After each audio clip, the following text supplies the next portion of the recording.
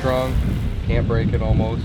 Really? Yeah. Yuri. How does the landing gears mount inside there? Or There's, if you look inside this again, you could see the washers. Ooh, that must be difficult to kind of get in there and like these L. Oh, the transmission's out. Yeah, you just pull the transmission out and get that. Okay, yeah, true. But this, these are nice, solid, like diesel. Yeah. This is 3 pieces. So you've got a piece of aluminum in here that has your holes for your thread. Yep. Then you've got a piece of foam on the inside, similar to what like a blade has. Sure. And then carbon fiber on each outside. I watched Yuri. I took it probably about 20 feet up, hit throttle cut, and dropped it to the ground, and it didn't do nothing. Really? Yeah. I can't believe how light it is. And then what does he have here as far as like your bearing? Does he have thrust bearings in there or just all radials? Just all radials, as far as we know. All these, obviously the head has all the thrust bearings. Tail has thrust bearings. What's the shaft? 14 or 12 millimeter? I think it's 12. And then the spindle's 10? Yes. You're asking the guy who just finished it. So yeah, we got a little more work to do. Yeah, we got a little more research to do. It looked like a good maiden flight, that's for sure. What I like about it is it looks like he has like a couple of holes here and there that like almost optional, like that he had like some future planning that he can like maybe put something at the well, you can lighten this up too. You can take that landing gear off. Sure, and go with the more traditional piece one. Of carbon, more traditional. Yeah. You can lose the tail piece and go to standard metal. Loses the point. Yeah. Lighter tail fin. The what was the other piece? And what's the all-up weight with packs? Do you know? We were 5.7 kg loaded, like it is. What's that in pounds? I'm not sure. That's 2.2 pounds per kilogram. About 11. 11. Great, 11 dude. It's around anywhere from like the 11 to 12. Yeah. For an electric, that's great. And you can go lighter too, right? That's pretty much the heaviest setup you could do.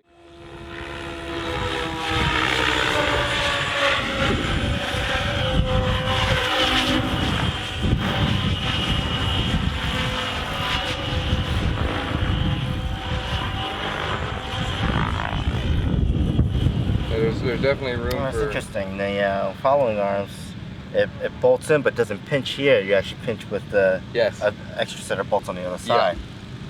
That's nice because sometimes, I don't know, I mean, I guess it's okay to combine the pinch and the following arms, but I feel like you're putting a lot of tension on that bolt. Exactly. When it's supposed to also be rotating up and down. So that's a good design. It's similar to pretty much all helis now. They have the removable arms, so if you do whack it. Yeah, which these always end up going, but they're sacrificial, and that's good. Yeah. You want something to give there. The ball links are crazy tight.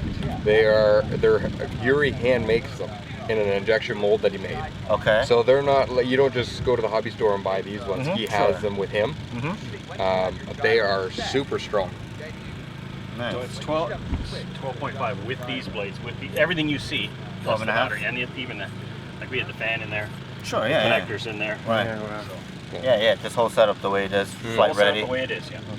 And the nicest part, you get the canopy hold like I have. Yeah. And if you wanted to, if you're running like a 160 or whatever, you could just cut a little V in here, carbon fibers with a Dremel. Yep. And you can make it symmetrical. You put it on, and you'll always have airflow in.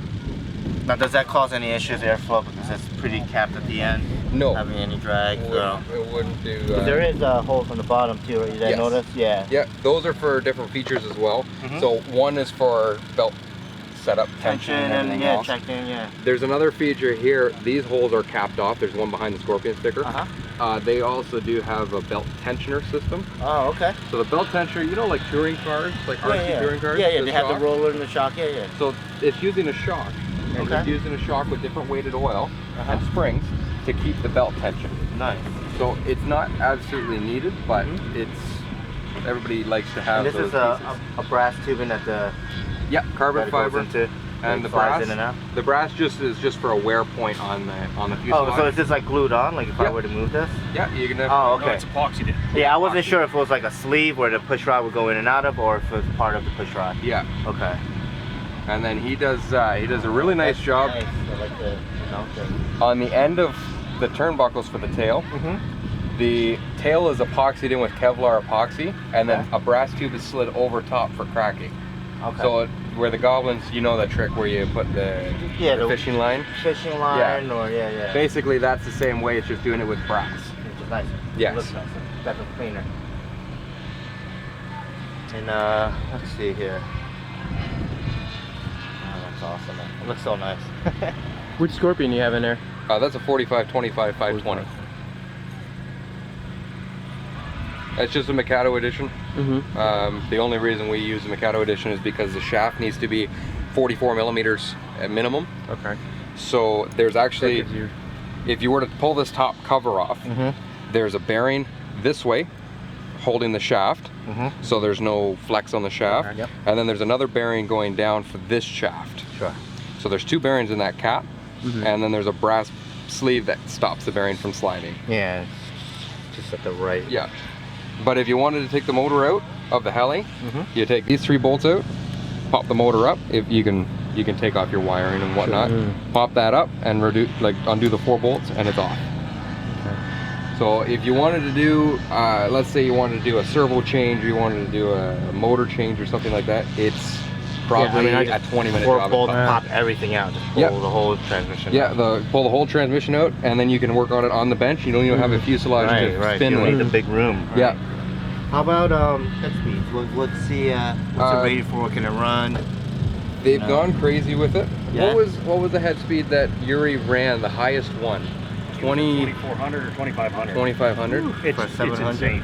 What about the blade size? What's the max blade size you can fit with this stock boom? Up to 735 millimeters. Oh, that's big. That's the 115. That's with 115 tails. Sure, that's good, yeah. And he basically gave us that number as that's your maximum, a mechanical maximum. Yeah. So 2500?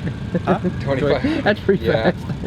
What I had out there, I was running 1500. Idle 1, idle 2 is 1800, and then 2100. Yeah. So just a standard 700 size setup. And I didn't do anything really. The first flight, I got to change the tail gain just a little bit. Cycle gain maybe a little bit as well. Okay. But it flew perfect out of the box. Yeah. It's using longer servo arms as well. I actually have them here. These are just the KST metal arms. Really far out there, yeah. So how many millimeters is that? Like 25. Something, yeah. So rather than having it closer, the closer it is, the more torque you get, the less speed you get. Less speed and less, what do you call it? Resolution. Yeah. Yeah. So when you have it further out, you get a little bit less torque, but you get more speed. Yeah. And you get a further movement of travel. Right, so better resolution. Plus, I mean, the torque is seriously. Yeah. I mean, these things are so strong. Servos are so strong these days. Yeah. Not even a problem. I'm just running the KST 725s and a 525 on the tail. They're just coreless, regular servos. Yeah. How does the tail servo mount in there? It's inside the chassis underneath. So is it mount on the chassis or does it mount on the transmission? On the transmission. Okay. Yeah. So basically the design is that if you ever had an accident with this, you undo your 4 bolts and you pull it all out. You put in a whole new one and boom, you're back in the air. Yeah. Nice. Awesome. And you can unbolt your landing skids, you can unbolt all your trays. Because there's a battery tray system, it's on the battery tray that's over there charging. Okay. It clicks in. Yep. Locks, it's super quick and easy. Yeah. There's a locating pin back here that kind of guides it in the spot. Perfect. Oh, I can't wait to see this fly. You gonna record the flight, Phil? Of course, man.